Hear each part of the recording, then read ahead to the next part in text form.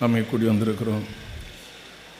இந்த இடம் எனக்கு இந்த தமிழ்நாட்டில், இந்தியாவின் சில மாநிலங்களில் எனக்கு முகவரி கொடுத்த ஒரு இடம் இது. நான் முதலாக இந்த இடத்திற்கு வந்த பொழுது இந்த டைரக்ஷனில் இங்கே ஸ்டேஜ் பலகையில் ஸ்டேஜ் போட்டு இப்படி மீட்டிங் நடந்தது.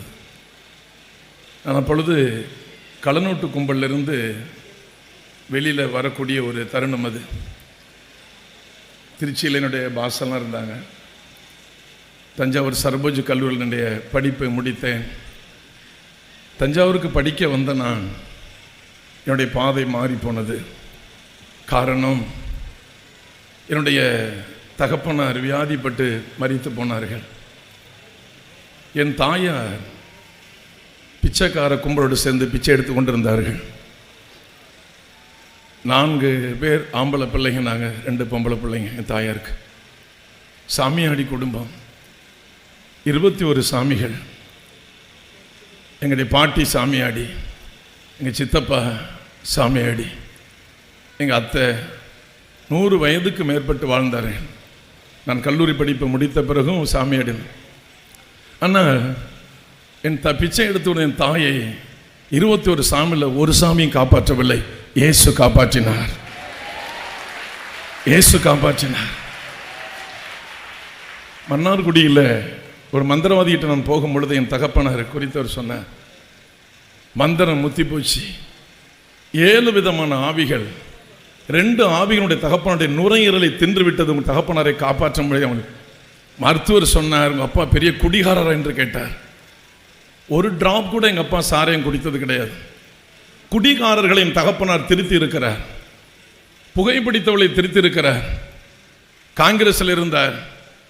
அந்த காலத்தில் கிட்டத்தட்ட 50-60 ஆண்டுகள் முன்பு பள்ளிக்கூடத்தார் என்ற கிராமத்தில் பெயர் எடுத்தவர். சமுதாய விழிப்புணர்வு நாடகங்கள் எல்லாம் நடத்தினவர் சொந்தமாக எழுதி. ஆனால் நான் டாக்டர் சொன்ன ஒரு டிராப் எங்கள் அப்பா குடிக்கல அப்படின்னு.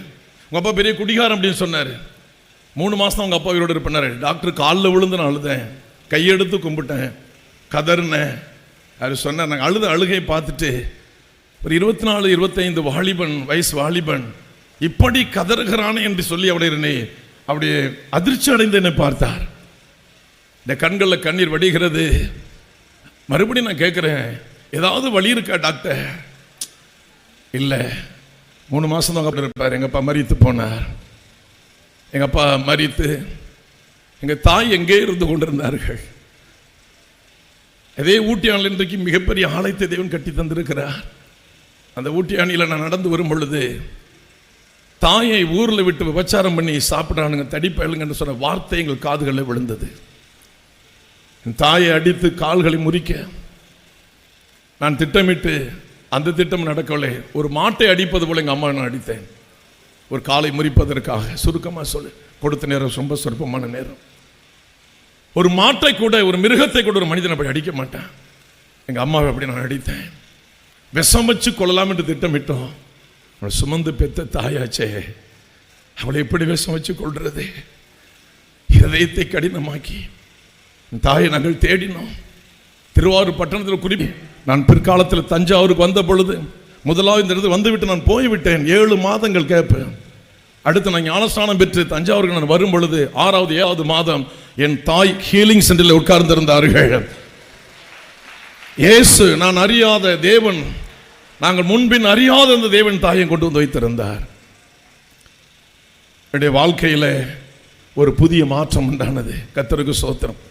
இன்றைக்கு நாங்கள் இருக்கிற இடத்துல நூற்றுக்கணக்கான, ஆயிரக்கணக்கான மக்களை தேவன் தந்திருக்கிறார். அவரை நான் துதிக்கிறேன், ஸ்தோத்தரிக்கிறேன்.